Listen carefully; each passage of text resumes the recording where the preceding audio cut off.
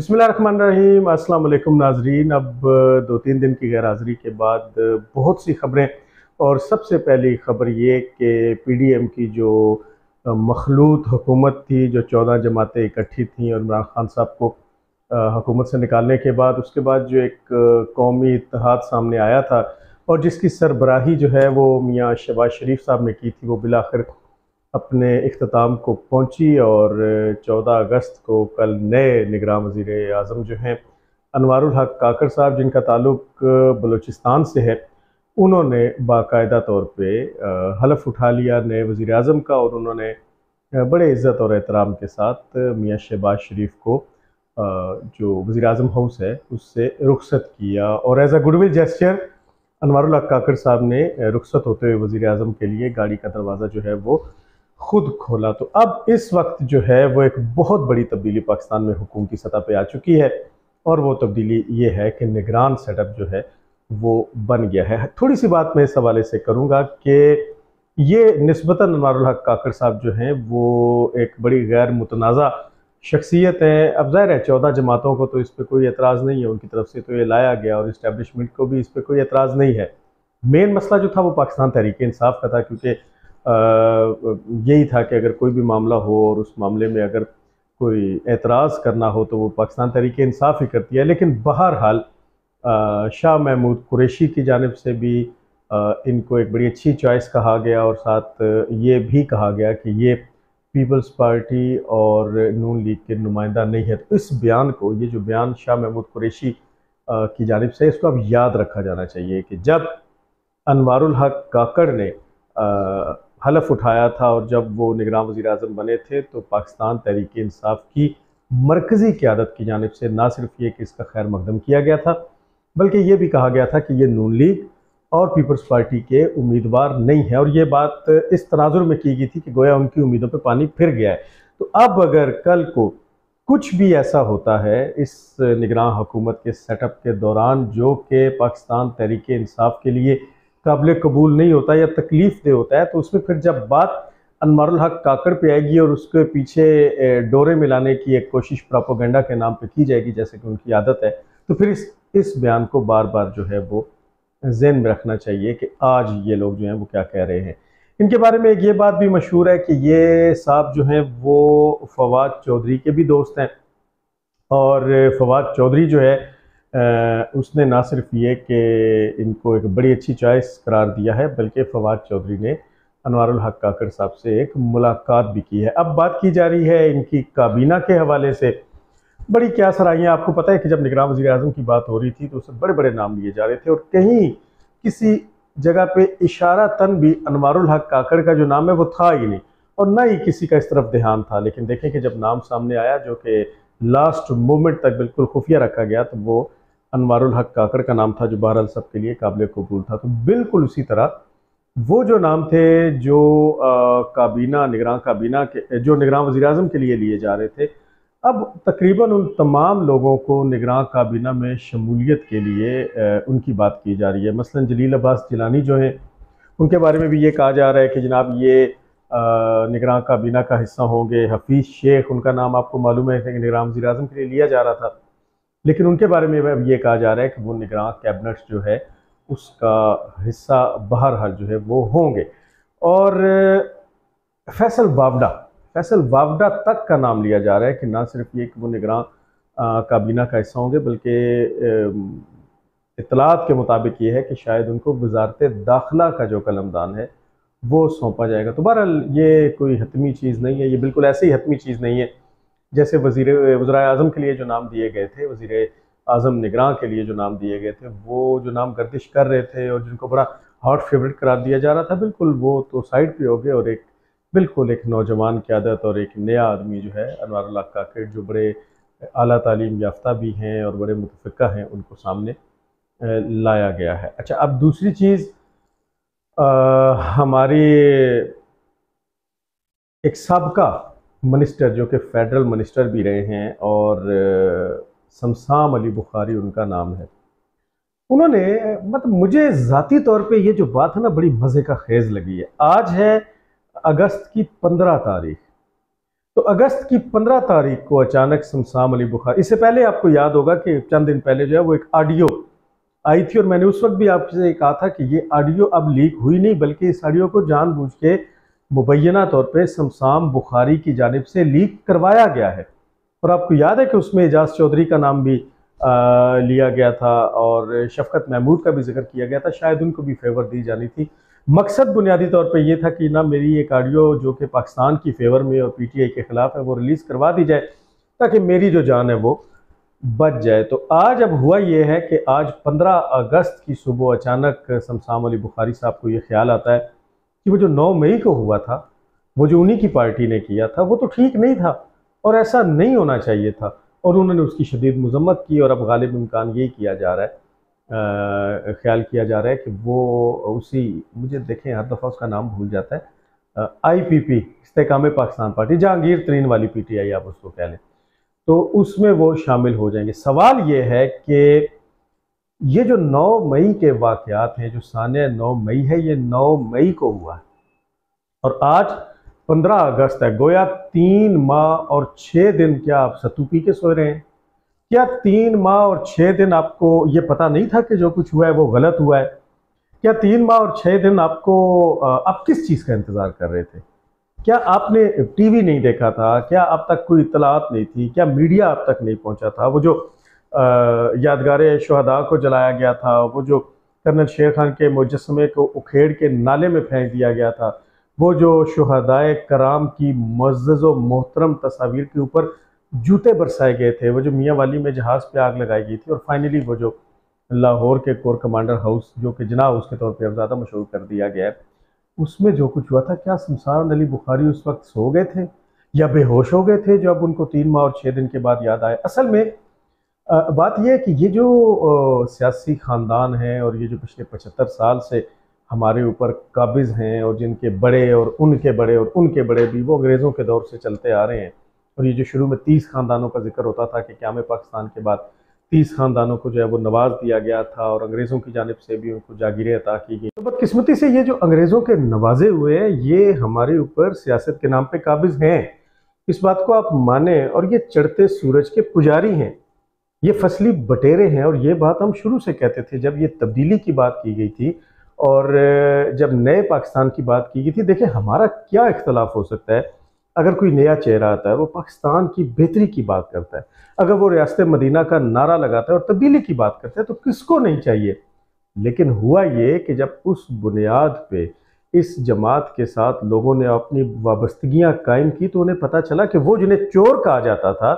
वो जिन्हें डाकू कहा जाता था, वो जिन्हें लुटेरे कहा जाता था, वो तो सारे इसी जमात में इमरान खान साहब के दाएं और बाएं आके खड़े हो गए हैं। तो ये फसली बटेरे थे। इन लोगों ने बुनियादी तौर पर किया ये है, शमशाम बुखारी जैसे जो किरदार हैं, उन्होंने 9 मई से लेकर, अब जैसे ये आज मैंने बताया कि आज 15 अगस्त है, तो 3 माह 6 दिन जो वो हालात का जायज़ा लिया है, और सिर्फ ये देखें कि क्या कोई फेवरेबल कंडीशन बनती है या नहीं बनती। और अब ख़ास तौर पे इमरान खान साहब की गिरफ्तारी के बाद, जब शमशाम अली बुखारी ज़ाहिर है एक ज़माने साज आदमी है, उनको पता है, वो सियासतदान है, जब उनको ये बिल्कुल इस बात का अंदाज़ा हो गया और जब उनको यकीन हो गया कि अब दाल नहीं गलने वाली, ना तो खान साहब के बाहर आने के कोई चांसेस हैं, और अब जो हवाओं का रुख है वो तब्दील हो गया, तो फौरी तौर पे उन्हें फिर ये ख्याल आया कि वो जो 9 मई को हुआ था वो नहीं होना चाहिए था, और उन्होंने 3.25 माह के बाद उसकी मजम्मत भी की और वो पार्टी से अलग हो गए। बहरहाल ये जो बात है, ये तमाम सियासी जमातों के चाहने वालों को सोचनी चाहिए कि जो सड़कों पे बारिश में, धूप में, आंधी तूफ़ान में, हर तरह के हालात में नाचते हैं, जो गाड़ियाँ चूमते हैं, जो लुडियाँ और भंगड़े डालते हैं, और उसके बाद जो नतीजा निकलता है वो इन जैसे किरदारों का होता है। जल्दी से अगले वाली ख़बरों की तरफ बढ़ते हैं जनाब। एक ख़बर ये आई कि पिंडी के अडयाला जेल में कैद पंजाब के, अब मैं उनको वो जो इमरान खान साहब जो फरमाया करते थे वो जुमला नहीं कहूँगा, मैं उन्हें पंजाब का सबसे बड़ा शरीफ आदमी कहूँगा। तो पंजाब के सबसे बड़े शरीफ आदमी जनाबे वन एंड ओनली परवेज़ इलाही साहब, नत साहब, चौधरी साहब जो हैं, वो कैद थे, और 14 अगस्त को उनकी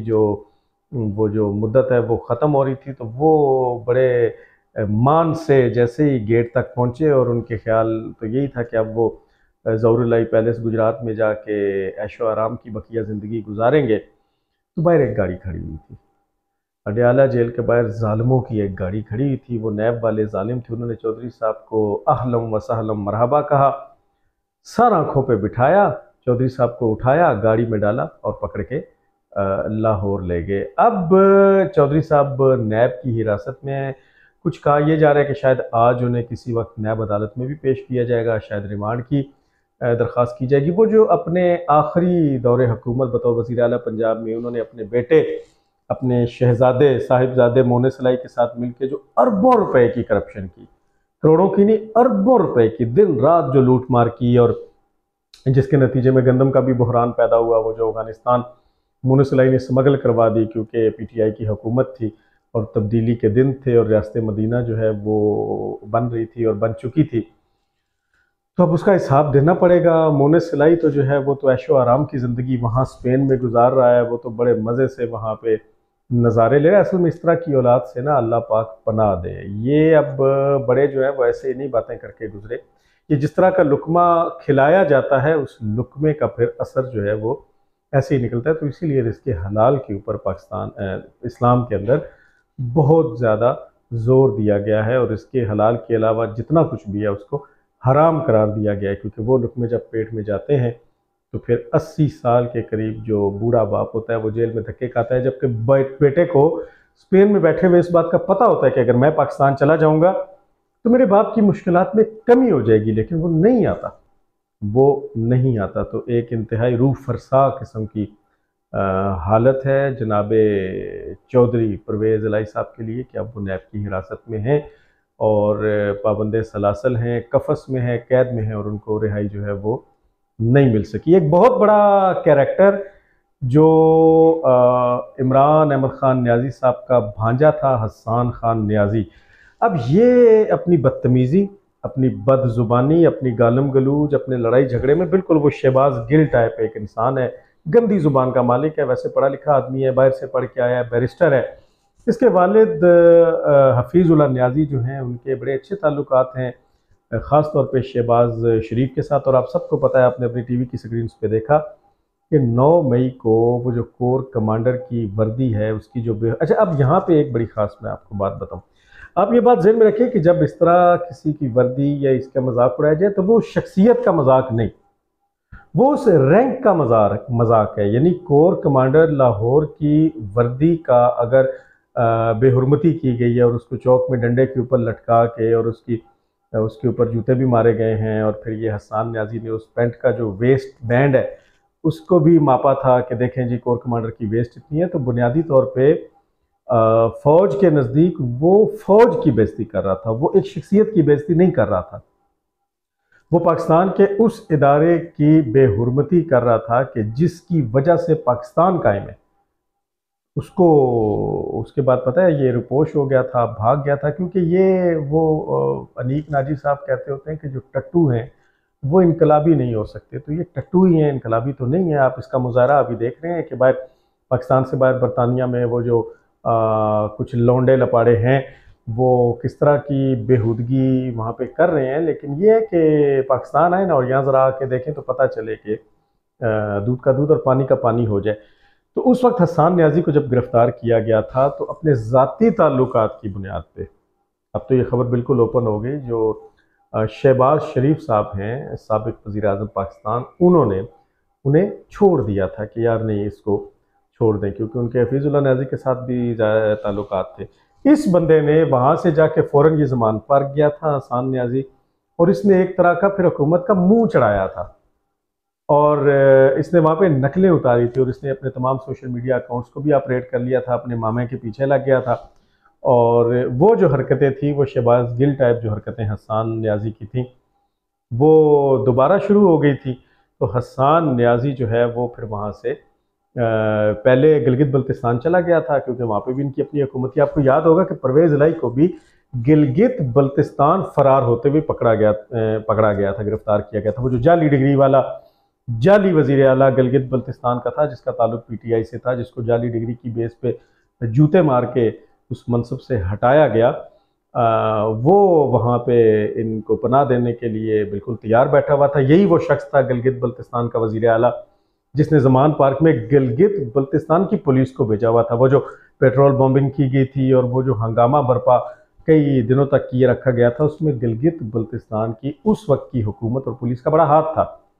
तो ये पहले गिलगित बल्तिस्तान भागा रहा, फिर ये कभी मुजफ्फराबाद निकल जाता था, उधर नादन एरियाज में ठंडा ठंडा ये बड़ा लाइफ को एंजॉय करता रहा। लेकिन